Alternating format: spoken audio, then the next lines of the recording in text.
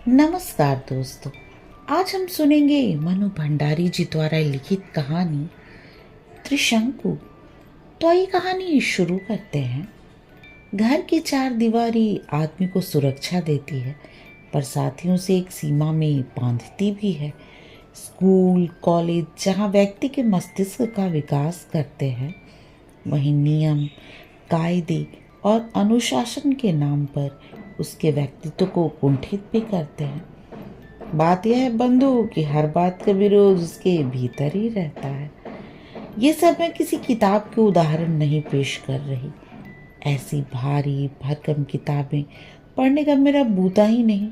ये तो उन बातों और बहसों के टुकड़े हैं जो रात दिन हमारे घर में हुआ करती हैं। हमारा घर यानी बुद्धिजीवियों का अखाड़ा। यहाँ सिगरेट के धुएं और कॉफ़ी के प्यालों के बीच बातों के बड़े बड़े तुमार बांधे जाते हैं, बड़ी बड़ी शाब्दिक क्रांतियाँ की जाती हैं। इस घर में काम कम और बातें ज़्यादा होती हैं। मैंने कहीं पढ़ा तो नहीं, पर अपने घर से ये लगता ज़रूर है कि बुद्धिजीवियों के लिए काम करना शायद वर्जित है। मातुश्री अपनी 3 घंटे की तफरीह नुमा नौकरी बजाने के बाद मुक्त। थोड़ा बहुत पढ़ने लिखने के बाद जो समय बचता है वो या तो बात बहस में जाता है या फिर लोट लगाने में। उनका ख्याल है कि शरीर के निष्क्रिय होते ही मन मस्तिष्क सक्रिय हो उठते हैं, और ये दिन के 24 घंटों में से 12 घंटे अपना मन मस्तिष्क ही सक्रिय बनाए रखती हैं। पिताश्री और भी 2 कदम आगे। उनका बस चले तो वे नहाए भी अपनी मेज पर ही। जिस बात की हमारे यहाँ सबसे अधिक कताई होती है वह है आधुनिकता। पर जरा ठहरिए, आप आधुनिकता का गलत अर्थ मत लगाइए। ये बाल कटाने और छुरी काटा से खाने वाली आधुनिकता कतई नहीं। यह ठेठ बुद्धिजीवियों की आधुनिकता। ये क्या होती है सो तो ठीक ठीक मैं भी नहीं जानती, पर हाँ, इसमें लीक छोड़ने की बात बहुत सुनाई देती है। आप लीक की दुलती झाड़ते आइए, सिर आंखों पर लीक से चिपक कर आइए, दुलती खाइए। बहसों में यूं दुनिया जहान के विषय पीसे जाते हैं, पर एक विषय शायद सब लोगों को बहुत प्रिय है, और वो है शादी। शादी यानी बर्बादी। हल्के फुल्के ढंग से शुरू हुई बात एकदम बौद्धिक स्तर पर चली जाती है। विवाह संस्था एकदम खोखली हो चुकी है।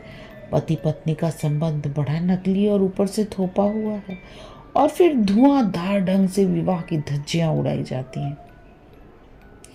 इस बहस में अक्सर स्त्रियां एक तरफ हो जाती हैं और पुरुष एक तरफ, और बहस का माहौल कुछ ऐसा गर्म हो जाया करता है कि मुझे पूरा विश्वास हो जाता है कि अब जरूर 1-2 लोग तलाक दे बैठेंगे। पर मैंने देखा कि ऐसा कोई हादसा कभी हुआ नहीं। सारे ही मित्र लोग अपनी अपनी ब्याह को खूब अच्छी तरह समेट कर उस पर जमकर आसन मारे बैठे हैं। हाँ, बहस की रफ्तार और टोन आज भी वही है।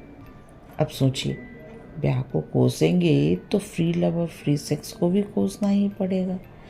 इसमें पुरुष लोग उछल उछल कर आगे रहते, कुछ इस भाव से मानो बात करते कि इनका आधा सुख तो वो ले ही लेंगे। पापा खुद बड़े समर्थक। पर हुआ यूं कि घर में हमेशा चुप चुप रहने वाले दूर दराज की एक दीदिया ने बिना कभी इन बहसों में भाग लिए ही उस पर पूरी तरह अमल कर डाला। तो पाया कि सारी आधुनिकता अधम।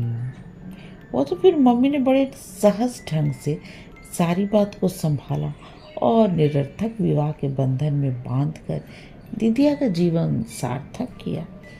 हालांकि ये बात बहुत पुरानी है, और मैंने तो बड़ी दबी ढकी जबान से इसका जिक्र ही सुना है। वैसे पापा मम्मी का भी प्रेम विवाह हुआ था। ये बात बिल्कुल दूसरी है। ये होश संभालने के बाद मैंने उन्हें प्रेम करते नहीं, केवल बहस करते ही देखा है।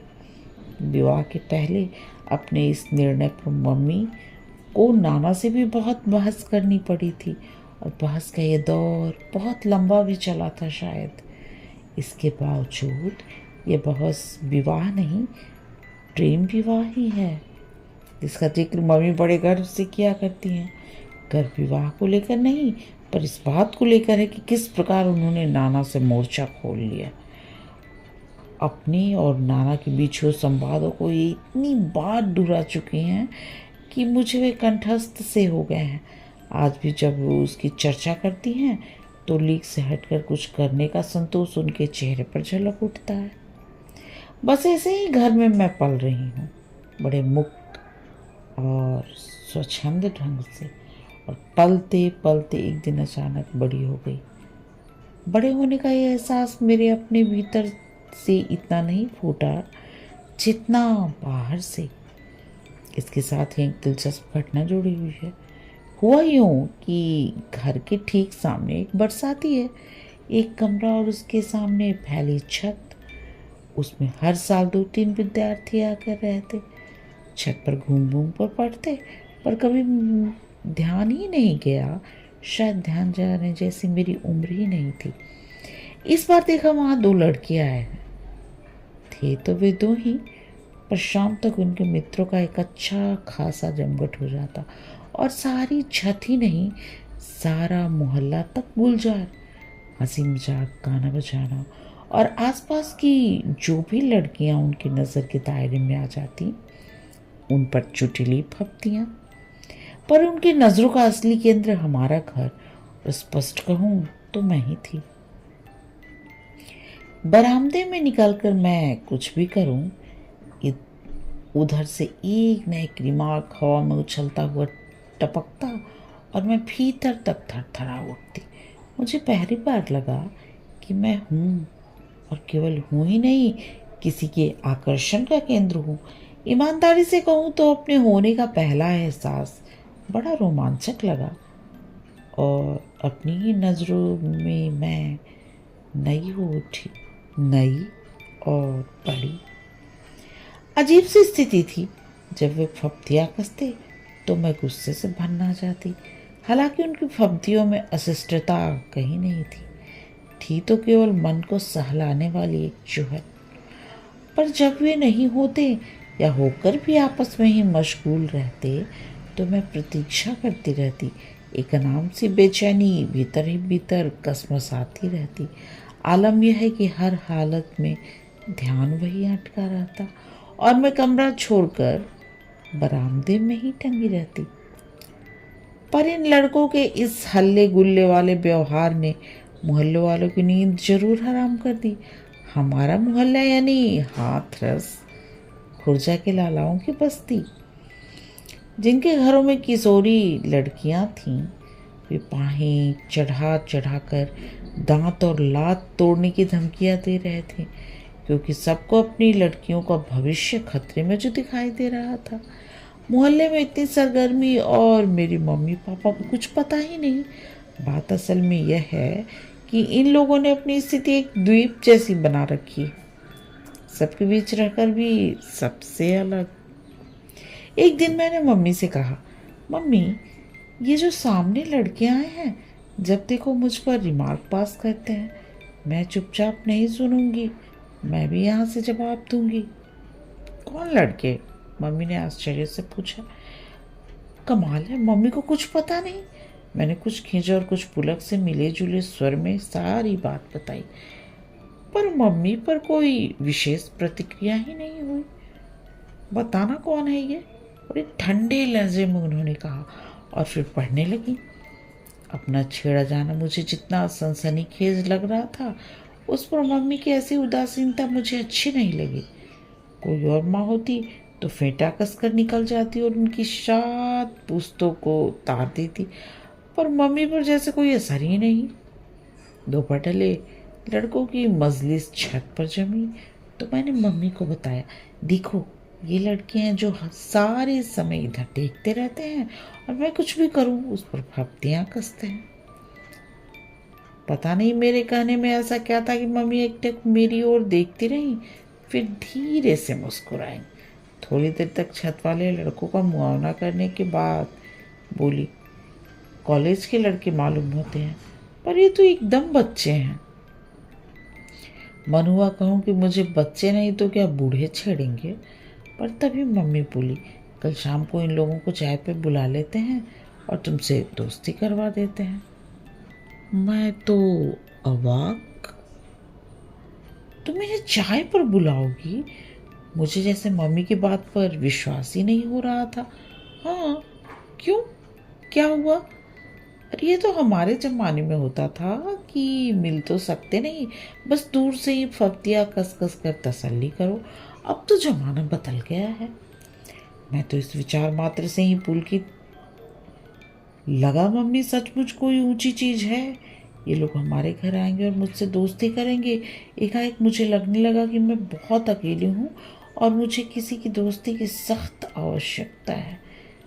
इस मोहल्ले में मेरा किसी से विशेष मेलजोल नहीं और घर में केवल मम्मी पापा के दोस्त ही आते हैं। दूसरा दिन मेरा बहुत ही संशय में बीता। पता नहीं मम्मी अपनी बात पूरी भी करती हैं या यूं ही रो में कह गई और बात खत्म। शाम को मैंने याद दिलाने के लिए ही कहा, मम्मी तुम सचमुच ही उन लड़कों को बुलाने जाओगी? शब्द तो मेरे यही थे, वरना भाव तो था कि मम्मी जाओ ना प्लीज़। और मम्मी सचमुच ही चली गई। मुझे याद नहीं, मम्मी 2-4 बार से अधिक मोहल्ले में किसी के घर गई हूँ। मैं सांस रोककर उनके लौटने की प्रतीक्षा करती रही। एक विचित्र सी थिरकन मैं अंग प्रत्यंग में महसूस कर रही थी। कहीं मम्मी साथ ही लेती आई तो, कहीं वो मम्मी से बदतमीजी से पेश आए तो, पर नहीं, वे ऐसे लगते तो नहीं हैं। कोई घंटे भर बाद मम्मी लौटी, बेहद प्रसन्न। मुझे देखते ही उनकी तो सिट्टी पिट्टी गुम हो गई। उन्हें लगा अभी तक तो लोग अपने अपने घरों से ही उनको लात दांत तोड़ने की धमकी दे रहे थे। मैं जैसे सीधे घर ही पहुंच गई उनकी हड्डी पसली एक करने। पर फिर तो इतनी खातिर की बेचारियों ने कि बस, बड़े स्वीट बच्चे हैं, बाहर से आए हैं, हॉस्टल में जगह नहीं मिली इसलिए कमरा लेकर रह रहे हैं। शाम को जब पापा आएंगे तब बुलवा लेंगे। प्रतीक्षा में समय इतना बोझिल हो जाता है, यह भी मेरा पहला अनुभव था। पापा आए तो मम्मी ने बड़े उमंग से सारी बात बताई। सबने कुछ अलग करने का संतोष और गर्व उनके हर शब्द में से जैसे छल पड़ रहा था। पापा ही कौन पीछे रहने वाले थे। उन्होंने सुना तो वो भी प्रसन्न, बुलाओ लड़कों को। अरे खेलन खानन दो और मस्ती मारने दो बच्चों को। मम्मी पापा को अपनी आधुनिकता तुष्ट करने का एक जोरदार अवसर मिल रहा था। नौकर को भेजकर उन्हें बुलवाया गया तो अगले ही क्षण सब हाजिर। मम्मी ने बड़े कायदे से परिचय करवाया और हेलो हाय का आदान प्रदान हुआ। तनु बेटे, अपने दोस्तों के लिए चाय बनाओ। धत तेरे की, मम्मी की दोस्त आए तभी तनु बेटा चाय बनाए और उसके दोस्त आए तब भी। पर मन मार कर उठी। चाय पानी होता रहा, खूब हंसी मजाक भी चला। वे सफाई पेश करते रहे कि मोहल्ले वाले झूठ मूठ ही उनके पीछे पड़े रहते हैं। वे तो ऐसा कुछ भी नहीं करते, जस्ट फॉर फन कुछ कर दिया, वरना इन सब का कोई मतलब नहीं। पापा ने बढ़ावा देते हुए कहा, अरे इस उम्र में तो ये सब करना ही चाहिए। हमें मौका मिले तो आज भी करने से बाज ना आए। हंसी की एक लहर यहाँ से वहाँ तक दौड़ गई। कोई 2 घंटे बाद वे चलने लगे तो मम्मी ने कहा, देखो इसे अपना ही घर समझो, जब इच्छा हो चले आया करो। हमारी तनु बिटिया को अच्छी कंपनी मिल जाएगी, कभी तुम लोगों से कुछ पढ़ भी लिया करेगी। और देखो, कुछ खाने पीने का मन हुआ करे तो बता दिया करना, तुम्हारे लिए बनवा दिया करूँगी। और वे लोग पापा के खुलेपन और मम्मी की आत्मीयता और स्नेह पर मुग्ध होते हुए चले गए। बस, जिससे दोस्ती करवाने के लिए उन्हें बुलाया गया था, ये बेचारी इस तमाशे की मात्र दर्शक भर ही बनी रही। उनके जाने के बाद बड़ी देर तक उनको लेकर ही चर्चा होती रही। अपने घर की किशोरी लड़की को छेड़ने वाले लड़के को घर बुलाकर चाय पिलाई जाए और लड़की की दोस्ती करवाई जाए, ये सारी बातें बड़ी थ्रिलिंग और रोमांचक लग रही थी। दूसरे दिन से मम्मी हर आने वाले से इस घटना का उल्लेख करती। वर्णन करने पर पटु मम्मी नीरस से नीरस बात को भी ऐसा दिलचस्प बना देती हैं। फिर यह तो बात ही बड़ी दिलचस्प थी, जो सुनता वही कहता वाह, ये हुई ना बात। आपका बड़ा स्वस्थ दृष्टिकोण है चीज़ों के प्रति, वरना लोग बातें तो बड़ी बड़ी करेंगे पर बच्चों को घोट कर रखेंगे, और जरा सा सको शुभ हो जाए तो बाकायदा जासूसी करेंगे। और मम्मी इस प्रशंसा से निहाल होते हुए कहती, और नहीं तो क्या, मुक्त रहो, बच्चों को मुक्त रखो। हम लोगों को बचपन में ये मत करो, यहाँ मत जाओ कह कहकर कितना बांधा गया था। हमारे बच्चे तो कम से कम इस घुटन के शिकार न हो। पर मम्मी का बच्चा उस समय एक दूसरी ही घुटन का शिकार हो रहा था, और वह यह है कि जिस नाटक की हीरोइन उसे बनना था, उसकी हीरोइन मम्मी बन बैठी। खैर, इन सब घटनाओं का परिणाम यह हुआ कि उन लड़कों का व्यवहार एकदम ही बदल गया। जिस शराफत को मम्मी ने उन पर लाद दिया, उसके अनुरूप व्यवहार करना उनकी मजबूरी बन गई। अब जब भी वे अपने छत पर मम्मी पापा को देखते तो अदब में लपेटकर एक नमस्कार, और मुझे देखते तो मुस्कान में लपेटकर एक हाय उछाल देते। फब्तियों की जगह बकायदा हमारा वार्तालाप शुरू हो गया, बड़ा खुला और बेझिझक वार्तालाप। हमारे बरामदे और छत में इतना ही फासला था कि जोर से बोलने पर बातचीत की जा सकती थी। हाँ, ये बात जरूर थी कि हमारी बातचीत सारा मोहल्ला सुनता, और काफ़ी दिलचस्पी से सुनता था। जैसे ही हम लोग चालू होते, आस पड़ोस की खिड़कियों में चार छह सिर और धड़ाकर चिपक जाते।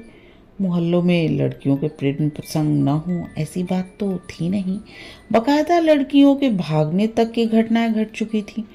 पर सब कुछ बड़े गुप्त और छिपे ढंग से होता था, और मोहल्ले वाले जब अपनी पैनी नज़रों से किसी रहस्य को जान लेते तो बड़ा संतोष होता था उन्हें। पुरुष मूछों पर ताव देकर और स्त्रियां हाथ नचा नचा कर खूब नमक मिर्च लगाकर इन घटनाओं का यहाँ से वहाँ तक प्रचार करती, कुछ इस भाव से कि अरे हमने दुनिया देखी है, हमारी आंखों में कोई नहीं धूल झोंक सकता है। और यहाँ स्थिति ही उलट हो गई थी। हमारा वार्तालाप इतने खुलेआम होता था कि लोगों की खिड़कियों की ओट में छिप छिप कर देखना सुनना पड़ता था, और सुनकर भी ऐसा कुछ उनके हाथ नहीं लगता था जिससे वे कुछ आत्मिक संतोष पाते। पर बात को बढ़ना था, और बात बढ़ी भी। हुआ यह कि धीरे धीरे छत की मजलिस मेरे अपने कमरे में जमने लगी। रोज ही कभी 2 तो कभी 3 या 4 लड़के आकर जम जाते, और दुनिया भर की हंसी मजाक और गपशप का दौर चलता। गाना बजाना भी होता और चाय पानी भी। शाम को मम्मी पापा के मित्र आते तो उन लोगों में से कोई ना कोई बैठा ही होता। शुरू में जिन लोगों ने मुक्त रहो और मुक्त रखो की बड़ी प्रशंसा की थी, उन्होंने मुक्त रहने का जो रूप देखा तो उनकी आंखों में भी कुछ अजीब सी शंकाएं तैरने लगी। मम्मी की एक आध मित्र ने बड़ी दबी जुबान में कहा भी, तनु तो बड़ी फास्ट चल रही है। मम्मी का अपना सारा उत्साह मन पड़ गया था, और लीक से हटकर कुछ करने की थ्रिल पूरी तरह झड़ चुकी थी। अब तो उन्हें इन नंगी सच्चाई को झेलना था कि उनकी निहायत ही कच्ची और नाजुक उम्र की लड़की 3-4 लड़कों के बीच घिरी रहती है। और मम्मी की स्थिति यह थी कि वे न इस स्थिति को पूरी तरह स्वीकार कर पा रही थी, और न अपने ही द्वारा बड़े जोश में शुरू के इस सिलसिले को नकार ही पा रही थी। आखिर एक दिन उन्होंने मुझे अपने पास बिठा कर कहा, तनु बेटे, ये लोग रोज़ रोज़ यहाँ आकर जम जाते हैं, आखिर तुमको पढ़ना लिखना भी तो है। मैं तो देख रही हूँ कि इन दोस्ती के चक्कर में तेरी पढ़ाई लिखाई सब चौपट हुए जा रही है। इस तरह तो ये सब नहीं चलेगा बेटा। रात को पढ़ती तो हूँ, लापरवाही से मैंने कहा। खाक पड़ती है रात को, समय ही कितना मिलता है। और फिर ये रोज़ रोज़ की धमा चौकड़ी मुझे वैसे भी पसंद नहीं। ठीक है, 4-6 दिन में कभी आ गए गपशप कर ली, पर यहाँ तो एक न एक रोज ही डटा रहता है। मम्मी के स्वर के आक्रोश का पुट गहराता जा रहा था। मम्मी की अटोन मुझे अच्छी नहीं लगी, पर मैं चुप। तू तो उनसे बहुत खुल गई है। कह दे कि वे लोग भी बैठकर पढ़े और तुझे भी पढ़ने दे, और तुझसे ना कहा जाए तो मैं ही कह दूंगी। पर किसी के भी कहने की नौबत नहीं आई। कुछ तो पढ़ाई की मार से और कुछ दिल्ली के दूसरे आकर्षणों से खींचकर हॉस्टल वाले लड़कों का आना कम हो गया। पर सामने के कमरे से शेखर रोज ही आ जाता, कभी दोपहर तो कभी शाम। 3-4 लोगों की उपस्थिति में उसकी जिस बात पर मैंने ध्यान नहीं दिया, वही बात अकेले में सबसे अधिक उजागर होकर आई। वो बोलता कम था, पर शब्दों के परे बहुत कुछ कहने की कोशिश करता था, और एकाएक ही मैंने उसकी अनकही भाषा समझ ली। केवल समझने ही नहीं लगी थी, प्रत्युत्तर भी देने लगी थी।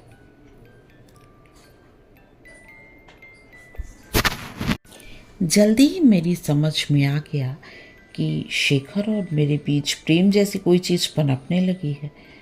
यूँ तो शायद मैं समझ ही नहीं पाती, पर हिंदी फिल्में देखने के बाद इसको समझने में खास मुश्किल नहीं हुई। जब तक मन में कहीं कुछ नहीं था, सब कुछ बड़ा खुला था, पर जैसे ही कुछ हुआ तो उसे औरों की नज़र से बचाने की इच्छा भी साथ हो आई। जब कभी दूसरे लड़के आते तो सीढ़ियों से ही शोर करते आते, जोर जोर से बोलते, लेकिन शेखर जब भी आता रेंगता हुआ आता और फुसफुसाकर हम बातें करते। वैसे बातें बहुत ही साधारण होती थी, स्कूल की, कॉलेज की, पर फुसफुसाकर करने में ही वे कुछ विशेष लगती थी। प्रेम को कुछ रहस्यमय, कुछ गुपचुप बना दो तो वह बड़ा थ्रिलिंग हो जाता है, वरना तो ये एकदम सीधा सपाट। पर मम्मी के पास घर और घर वालों के हर रहस्य को जान लेने की एक छठी इंद्रिय है, जिससे पापा की काफ़ी त्रस्त रहते हैं। उससे उन्हें यह सब समझने में जरा भी देर नहीं लगती। शेखर कितना ही दब छिप कर आता है, और मम्मी घर के किसी भी कोने में होती फट से प्रकट हो जाती, या फिर वहीं से पूछती, तनु कौन है तुम्हारे कमरे में? मैंने देखा कि शेखर के इस रवैये से मम्मी के चेहरे पर एक अजीब सी परेशानी झलकने लगी है। पर मम्मी इस बात को लेकर यूं परेशान हो उठेंगी, ये तो मैं सोच भी नहीं सकती थी। जिस घर में रात दिन तरह तरह के प्रेम प्रसंग ही पीछे जाते रहे हों, कुंवारों के बीच प्रेम प्रसंग, विवाहितों के प्रेम प्रसंग, 2-3 प्रेमियों के एक साथ चलने वाले प्रेम प्रसंग, उस घर के लिए तो ये बात बहुत ही मामूली होनी चाहिए।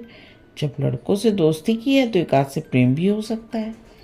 मम्मी ने शायद समझ लिया कि ये स्थिति आजकल की कलात्मक फिल्मों की तरह चलेगी, जिनकी वे बड़ी प्रशंसक और समर्थक हैं, पर जिनमें शुरू से लेकर आखिर तक कुछ भी सनसनीखेज घटता ही नहीं। जो भी हो, मम्मी की इस परेशानी ने मुझे भी कहीं हल्के से विचलित जरूर कर दिया। मम्मी मेरी माँ ही नहीं, मित्र और साथीन भी है। 2 घनिष्ठ मित्रों की तरह ही हम दुनिया जहान की बातें करते हैं, हंसी मजाक करते हैं। मैं चाहती थी कि वे इस बारे में कोई बात करे, पर उन्होंने कोई बात नहीं की। बस जब शेखर आता तो वे अपनी स्वभावगत लापरवाही छोड़कर बड़े सजग भाव से मेरे कमरे के इर्द गिर्द ही मंडराती रहती। एक दिन मम्मी के साथ बाहर जाने के लिए नीचे उतरी तो दरवाजे पर ही पड़ोस की एक भद्र महिला टकरा गई। नमस्कार और कुशल क्षेम के आदान प्रदान के बाद वे बात के असली मुद्दे पर आई कि सामने की छत वाले लड़के आपके रिश्तेदार हैं क्या? नहीं तो? अच्छा, शाम को रोज आपके घर बैठे रहते हैं तो सोचा आपसे जरूर कुछ रिश्ता होगा। तनु के दोस्त हैं। मम्मी ने कुछ ऐसी लापरवाही निसंकोच भाव से वाक्य उछाला कि बेचारी तीर निशाने पर न लगने का गम लिए ही लौट गई। वे तो लौट गई, पर मुझे लगा कि इस बात का सूत्र पकड़कर ही मम्मी अब जरूर मेरी थोड़ी धुनाई कर देगी। कहने वाले का तो कुछ न बना, पर मेरा कुछ बिगड़ने का हथियार तो मम्मी के हाथ में आ ही गया। बहुत दिनों से उनके अपने मन में कुछ उमड़ घुमड़ तो रहा ही था, पर मम्मी ने इतना ही कहा, लगता है इनके अपने घर में कोई धंधा नहीं है, जब देखो दूसरे के घर में चोच कड़ाए बैठे रहते हैं। मैं आश्वस्त ही नहीं हुई, बल्कि मम्मी की ओर से इसे हरा सिग्नल समझकर मैंने अपनी रफ्तार कुछ और तेज कर दी। पर इतना जरूर किया कि शेखर के साथ 3 घंटों में से 1 घंटा जरूर पढ़ाई में गुजारती। वो बहुत मन लगा कर पढ़ाता और मैं बहुत मन लगा कर पढ़ती। हाँ, बीच बीच में वो कागज़ की छोटी छोटी पर्चियों पर कुछ ऐसी पंक्तियाँ लिखकर थमा देता कि मैं भीतर तक झनझन आ जाती। उसके जाने के बाद ही उन पंक्तियों के वे शब्दों के पीछे के भाव मेरी रग रग में सनसनाते और मैं उन्हीं में डूबी रहती। मेरे भीतर अपनी ही एक दुनिया बनती जा रही थी, बड़ी भरी पूरी और रंगीन। आजकल मुझे किसी की ज़रूरत नहीं महसूस होती। लगता जैसे मैं अपने में ही पूरी हूँ। हमेशा साथ रहने वाली मम्मी भी आउट होती जा रही हैं। मैं शायद यही कारण है कि इधर मैंने मम्मी पर ध्यान देना ही छोड़ दिया। रोज़मर्रा की बातें तो होती हैं, पर केवल बातें ही होती हैं, इससे परे कहीं कुछ नहीं।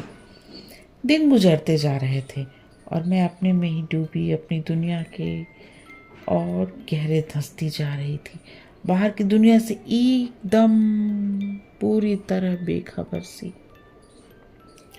एक दिन स्कूल से लौटी, कपड़े बदले, शोर शराबे के साथ खाना मांगा, नींद में के साथ खाया और जब कमरे में घुसी तो मम्मी ने लेटे लेटे ही बुलाया, तनु इधर आओ। पास गई तो पहली बार ध्यान गया कि मम्मी का चेहरा तमतमा रहा है। मेरा माथा ठनका। उन्होंने साइड टेबल पर जो एक किताब उठाई और उसमें से कागज की 5-6 पर्चियां सामने कर दी। तौबा, मम्मी से कुछ पढ़ना था, सो जाते समय उन्हें अपनी किताब दे गई थी। गलती से शेखर की लिखी पर्चियां उसी में रह गई। तो इस तरह चल रही है शेखर और तुम्हारी पढ़ाई। यही पढ़ाई होती है? यहाँ बैठकर ये सब करने के लिए आता है वह यहाँ? मैं चुप। जानती हूँ मम्मी को जवाब देने से बढ़कर मूर्खता और कोई नहीं। तुमको छूट दी, आज़ादी दी, पर इसका यह मतलब तो नहीं कि तुम उसका नाजायज़ फ़ायदा उठाओ। मैं फिर भी चुप। बीते भर की लड़की और करतब देखो इसके। जितनी छूट दी उतने ही पैर पसरते जा रहे हैं इसके। एक झापड़ दूंगी तो सारा रोमांस झड़ जाएगा 2 मिनट में। इस वाक़े पर मैं एकदम तिलमिला उठी, तमक कर नज़र उठाई और मम्मी की तरफ देखा। पर यह क्या? ये तो मेरी मम्मी नहीं है, न ये तेवर मम्मी का है, न यह भाषा। फिर भी ये सारे वाक्य बहुत परिचित से लगे यह सब मैंने कहीं सुना। और खटाक से मेरे मन में कौंधा, नाना। पर नाना को मरते हुए कितने साल हो गए हैं, ये फिर जिंदा कैसे हो गए? और वो भी मम्मी के भीतर, जो होश संभालने के बाद हमेशा उनसे झगड़ा ही करती रही, उनकी हर बात का विरोध ही करती रही। मम्मी का नानई लहजे वाला भाषण काफ़ी देर तक चालू रहा, पर वह सब मुझे कहीं से भी छू नहीं रहा था। बस कोई बात झकझोर रही थी, तो यही कि मम्मी के भीतर नाना कैसे आ बैठे। और फिर घर में एक विचित्र सा तनावपूर्ण मौन छा गया, खासकर मेरे और मम्मी के बीच। नहीं, मम्मी तो घर में रही ही नहीं, मेरी और नाना के बीच। मैं मम्मी को अपनी बात समझा भी सकती हूँ, उनकी बात समझ भी सकती हूँ, पर नाना, मैं तो इस भाषा से भी अपरिचित हूँ और इस तेवर से भी। बात करने का प्रश्न ही कैसे उठता? पापा जरूर मेरे दोस्त हैं, पर बिल्कुल दूसरी तरह के। शतरंज खेलना, पंजा लड़ाना और जो फरमाइश मम्मी पूरी ना करे उनसे पूरी करवा लेना। बचपन में उनकी पीठ पर लदी रहती थी और आज भी बिना किसी झिझक के उनकी पीठ पर लद कर अपनी हर इच्छा पूरी करवा लेती हूँ। पर इतने माय डियर दोस्त होने के बावजूद अपनी निजी बातें मम्मी के साथ ही करती आई हूँ। और वहाँ एकदम सन्नाटा। मम्मी को पटखनी देकर नाना पूरी तरह उन पर सवार जो हैं। शेखर को मैंने इशारे से ही लाल झंडी दिखा दी थी, सो वो भी नहीं आ रहा था और शाम का समय है कि मुझसे काटे नहीं कटता। कई बार मन हुआ कि मम्मी से जाकर बात करूं और साफ साफ पूछूं कि तुम इतना बिगड़ क्यों रही हो। मेरी और शेखर की दोस्ती तो के बारे में तुम जानती हो, मैंने तो कभी कुछ छुपाया नहीं, और दोस्ती है तो ये सब होगा ही। तुम क्या समझ रही थी, हम भाई बहन की तरह? पर तभी ख्याल आया कि मम्मी है ही कहाँ जिनसे जाकर ये सब कहूँ। 4 दिन हो गए मैंने शेखर की सूरत तक नहीं देखी। मेरे हल्के से इशारे से ही उस बेचारे ने तो घर के छत पर आना भी छोड़ दिया। हॉस्टल में रहने वाले उसके साथी भी छत पर न दिखाई दिए, न घर ही आए। कोई आता तो कम से कम उनका हालचाल तो पूछ लेती। मैं जानती हूँ वो बेवकूफ़ी की हद तक भावुक है। उसे तो ठीक से ये भी मालूम नहीं कि आखिर हुआ क्या है। लगता है मम्मी के गुस्से की आशंका मात्र से ही उसके हौसले पस्त हो गए हैं। वैसे कल से मम्मी के चेहरे का तनाव कुछ ढीला जरूर हुआ है। 3 दिन से जमी हुई सख्ती जैसे पिघल गई हो, पर मैंने तय कर लिया है कि बात अब मम्मी ही करेंगी। सवेरे नहा धोकर मैं दरवाजे के पीछे अपनी यूनिफॉर्म प्रेस कर रही थी। बाहर मेज पर मम्मी चाय बना रही थी और पापा अखबार में सिड़गड़ाए बैठे थे। मम्मी को शायद मालूम ही नहीं पड़ा कि मैं कब नहा के बाहर निकल आई। वे पापा से बोली, जानते हो कल रात को क्या हुआ? पता नहीं, तब से मन बहुत खराब हो गया। उसके बाद मैं सो ही नहीं पाई। मम्मी के स्वर की कोमलता से मेरा हाथ जहाँ का तहाँ थम गया और कान बाहर लग गए। आधी रात के करीब मैं बाथरूम जाने के लिए उठी। सामने छत पर घुप अंधेरा छाया हुआ था। एकाएक लाल सितारा सा चमक उठा। मैं चौंकी। गौर से देखा तो धीरे धीरे एक आकृति उभर आई। शेखर छत पर खड़ा सिगरेट पी रहा था। मैं चुपचाप लौट आई। कोई 2 घंटे बाद फिर गई तो देखा वो उसी तरह छत पर टहल रहा था। बेचारा, मेरा मन जाने कैसा हो गया। तनु भी कैसी बुझी बुझी रहती है। फिर जैसे अपने को ही धिक्कारती सी बोली, पहले तो छूट दो और जब आगे बढ़े तो खींचकर चारों खाने चित कर दो। ये भी कोई बात हुई भला? राहत की एक गहरी निश्वास मेरे भीतर से निकल पड़ी। जाने कैसा आवेग मन में उमड़ा। इच्छा हुई दौड़कर मम्मी के गले से लग जाऊं। आप जैसे अरसों के बाद मेरी मम्मी लौट कर आई हो। पर मैंने कुछ नहीं कहा। बस अब खुलकर बात करूंगी। 4 दिन से न जाने जितने प्रश्न मन में घूमड़ रहे थे, अब क्या? अब तो मम्मी है और उनसे तो कम से कम सब कहा पूछा जा सकता है। पर घर पहुंचकर जो देखा तो अवाक। शेखर हथेलियों में सिर थामे कुर्सी पर बैठा है और मम्मी उसी कुर्सी के हाथे पर बैठी उसकी पीठ और माथा सहला रही हैं। मुझे देखते ही बड़े सहज स्वाभाविक स्वर में बोली, देखा इस पगले को? 4 दिन से ये साहब कॉलेज नहीं गए हैं, न ही कुछ खाया पिया है। अपने साथ इसका भी खाना लगवाना। और फिर मम्मी ने खुद बैठकर बड़े स्नेह से मनुहार कर करके उसे खिलाया। खाने के बाद कहने पर भी शेखर ठहरा नहीं। मम्मी के प्रति कृतज्ञता के बोझ से झुका झुका ही वह लौट गया और मेरे भीतर खुशी का ऐसा ज्वार उमड़ा कि अब तक के सोचे सारे प्रश्न उसी में बिला गए। सारी स्थिति को समय पर आने में समय तो लगा पर आ गई। शेखर ने भी अब 1-2 दिन छोड़कर आना शुरू किया और आता भी तो अधिकतर हम पढ़ाई लिखाई की ही बात करते। अपने किए पर शर्मिंदगी प्रकट करते हुए उसने मम्मी से वायदा किया कि वह अब कोई ऐसा काम नहीं करेगा जिससे मम्मी को शिकायत हो। जिस दिन वह नहीं आता, मैं 2-3 बार थोड़ी थोड़ी देर के लिए अपने बरामदे से ही बात कर लिया करती। घर की अनुमति और सहयोग से यूं सरेआम चलने वाले इस प्रेम प्रसंग में मोहल्ले वालों के लिए कुछ भी नहीं रह गया था और उन्होंने इस जानलेवा जमाने के नाम 2-4 लानतें भेजकर किसी गुल खिलने तक के लिए अपनी दिलचस्पी को स्थगित कर दिया था। लेकिन एक बात मैंने जरूर देखी, जब भी शेखर शाम को कुछ ज़्यादा देर तक बैठ जाता या दोपहर में भी आता तो मम्मी के भीतर नाना कसमसाने लगते और उसकी प्रतिक्रिया मम्मी के चेहरे पर झलकने लगती। मम्मी भरसक कोशिश करके नाना को बोलने तो नहीं देती, पर उन्हें पूरी तरह हटा देना भी शायद मम्मी के बस की बात नहीं रह गई थी। हाँ, यह प्रसंग मेरे और मम्मी के बीच में अब रोज़मर्रा की बातचीत का विषय जरूर बन गया था। कभी वे मजाक में कहती, ये जो तेरा शेखर है ना, बड़ा लिजलिजा सा लड़का है। अरे इस उम्र के लड़कों को चाहिए घूमे फिरे, मस्ती मारे, क्या मुहर्रमी सी सूरत बनाए, मजनू की तरह छत पर टंगा सारे समय इधर ही ताकता रहता है। मैं केवल हंसती थी। कभी बड़ी भावुक होकर कहती, तू क्यों नहीं समझती बेटे कि तुझे लेकर कितनी महत्वाकांक्षाएं हैं मेरे मन में, तेरे भविष्य को लेकर कितने सपने सजो रखे हैं मैंने। मैं कहती मम्मी तुम भी कमाल करती हो, अपनी ज़िंदगी को लेकर भी तुम सपने देखो और मेरी ज़िंदगी के सपने भी तुम ही देख डालो, कुछ सपने मेरे लिए भी छोड़ दो। कभी वे समझाने के लहजे में कहती, देखो तनु, अभी तुम बहुत छोटी हो, अपना सारा ध्यान पढ़ने लिखने में लगाओ और दिमाग में ये उल्टे सीधे फितूर निकाल डालो। ठीक है, बड़े हो जाओ तो प्रेम भी करना और शादी भी।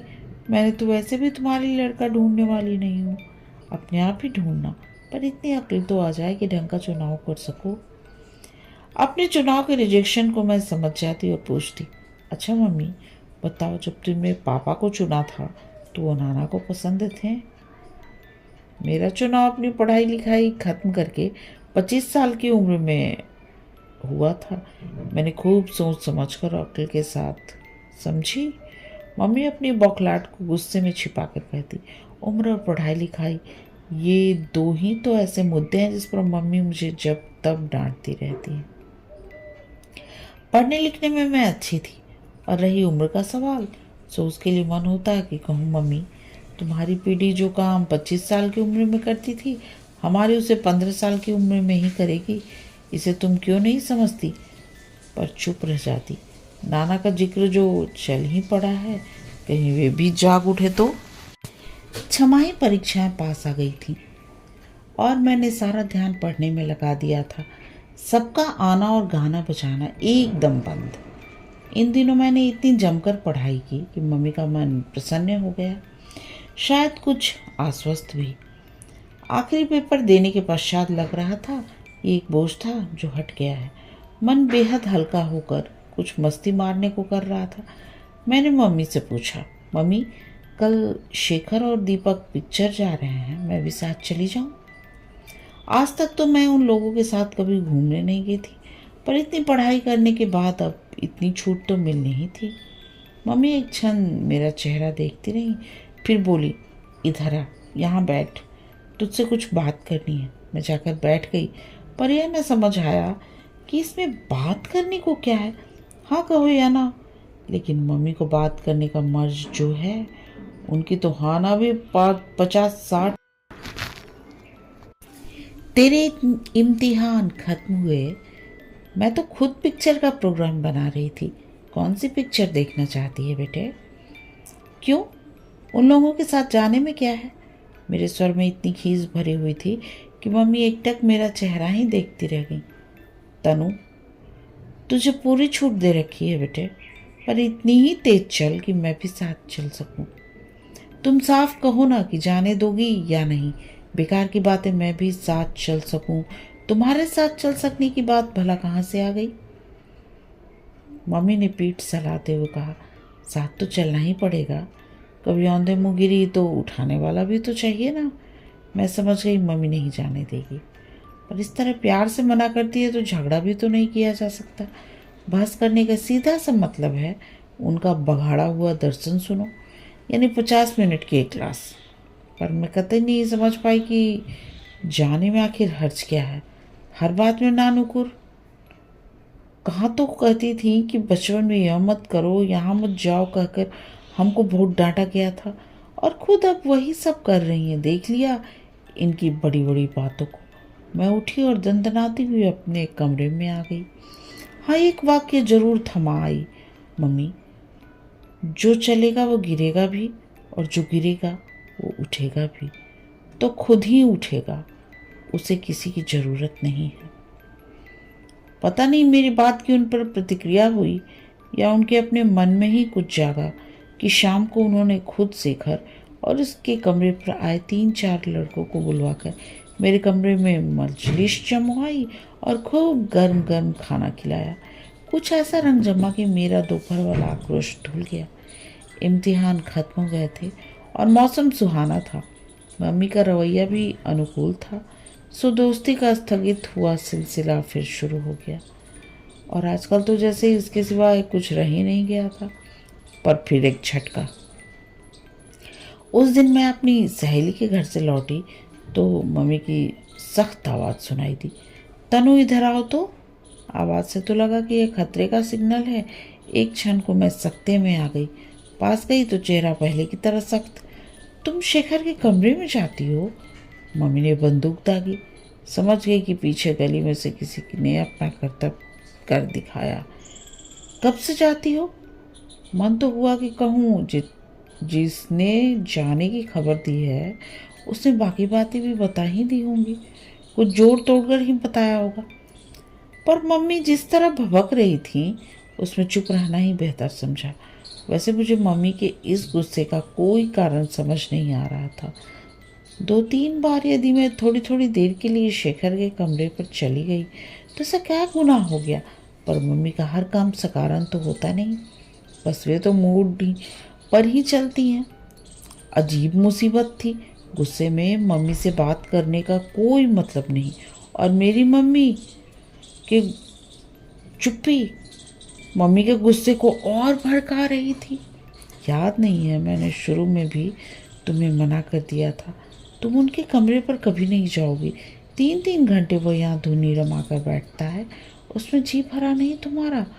दुख, क्रोध और आतंक की परतें उनके चेहरे पर गहरी होती जा रही थी, और मैं समझ ही नहीं पा रही थी कैसे उन्हें सारी स्थिति समझाऊं। वो तो बेचारे सामने वाली ने मुझे बुला कर आगाह कर दिया। जानती है ये सिर आज तक किसी के सामने झुका नहीं, पर वहाँ मुझसे आंख नहीं उठाई गई। मुंह दिखाने लायक मत रखना हमको कहीं।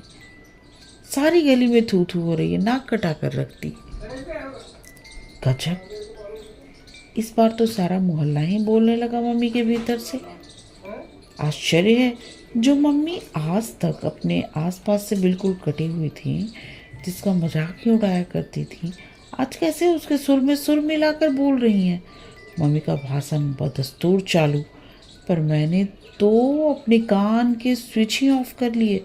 जब गुस्सा ठंडा होगा मम्मी अपने में लौट आइए तो समझा दूंगी। मम्मी, इस छोटी सी बात को तुम नाहक कितना तूल दे रही हो। पर जाने कैसी डोज ले आई हैं इस बार कि उनका गुस्सा ठंडा ही नहीं हो रहा है। और हुआ यह कि अब उनके गुस्से से मुझे गुस्सा चढ़ने लगा। फिर घर में एक अजीब सा तनाव बढ़ गया। इस बार मम्मी ने शायद पापा को भी सब कुछ बता दिया है। कहा तो उन्होंने कुछ नहीं, वे शुरू से ही इस बारे में सारे मामले सा उठ ही रहे, पर इस बार उनके चेहरे पर भी अनकहा सा तनाव दिखाई जरूर दे रहा है। कोई 2 महीने पहले जब इस तरह की घटना हुई थी, मैं भीतर तक सहम गई थी, पर इस बार मैंने तय कर लिया है कि सारे मामले में मम्मी को यदि नाना बनकर ही व्यवहार करना है तो मुझे ही फिर मम्मी की तरह मोर्चा लेना होगा। और मैं ज़रूर लूँगी। दिखा तो दूँ कि मैं तुम्हारी ही बेटी हूँ और तुम्हारे ही नक्शे कदम पर चली हूँ। खुद तो लीक से हटकर चली जाती थी, सारी ज़िंदगी इस बात की घुट्टी पिलाती रही, पर मैंने जैसे ही अपना पहला कदम रखा, घसीट कर मुझे अपनी ही खिंची लीक पर लाने के दंद फंद शुरू हो गए हैं। मैंने मन में ढेर ढेर तर्क सोच डाले। एक दिन बाकायदा मम्मी से बहस करूँगी, साफ साफ कहूँगी कि मम्मी, इतने ही बंधन लगा कर रखना था तो शुरू से वैसे पालती, क्यों झूठ मूठ आज़ादी देने की बातें करती सिखाती रही। पर इस बार मेरा भी मन सुलग कर इस तरह राख हो गया था कि मैं गुमसुम सी अपने ही कमरे में पड़ी रहती। मन बहुत भरा था तो रो लेती। घर में सारे दिन हंसती खिलखिलाते रहने वाली मैं एकदम चुप होकर अपने में ही सिमट गई थी। हाँ, एक वाक्य जरूर बार बार दोहरा रही थी, मम्मी तुम अच्छी तरह समझ लो कि मैं भी अपने मन की ही करूँगी। हालांकि मेरे मन में क्या है इसकी कोई भी रूपरेखा मेरे सामने न थी। मुझे नहीं मालूम कि इन 3-4 दिनों में बाहर क्या हुआ। घर बाहर की दुनिया से कटी, अपने ही कमरे में सिमटी मैं मम्मी से मोर्चा लेने के दाव सोच रही थी। पर आज दोपहर मुझे कतई अपने कानों पर विश्वास नहीं हुआ जब मैंने मम्मी को अपने बरामदे से ही चिल्लाते हुए सुना, शेखर, कल तो तुम लोग छुट्टियों में अपने घर चले जाओगे, आज शाम अपने दोस्तों के साथ खाना इधर ही खाना। नहीं जानती किस जद्दोजहद से गुजरकर मम्मी इस स्थिति तक पहुंची होंगी। और रात में शेखर, दीपक और रवि के साथ खाने की पेश पर डटा हुआ था। मम्मी उतने ही प्रेम से खाना खिला रही थी। पापा वैसे ही खुले ढंग से मजाक कर रहे थे। मानो बीच में कुछ घटा ही नहीं। अगल बगल की खिड़कियों में 2-4 सिर चिपके हुए थे। सब कुछ पहले की तरह सहज स्वाभाविक हो उठा था। केवल मैं इन सारी स्थिति से एकदम तटस्थ होकर सोच रही थी। नाना पूरी तरह नाना थे, 100%। और इसी से मम्मी के लिए लड़ना कितना आसान हो गया होगा। पर इन मम्मी से लड़ा भी कैसे जाए, जो एक पल नाना होकर जीती है तो एक पल मम्मी होकर। कहानी समाप्त। कहानी सुनने और अपना कीमती समय देने के लिए आप सबका बहुत बहुत धन्यवाद।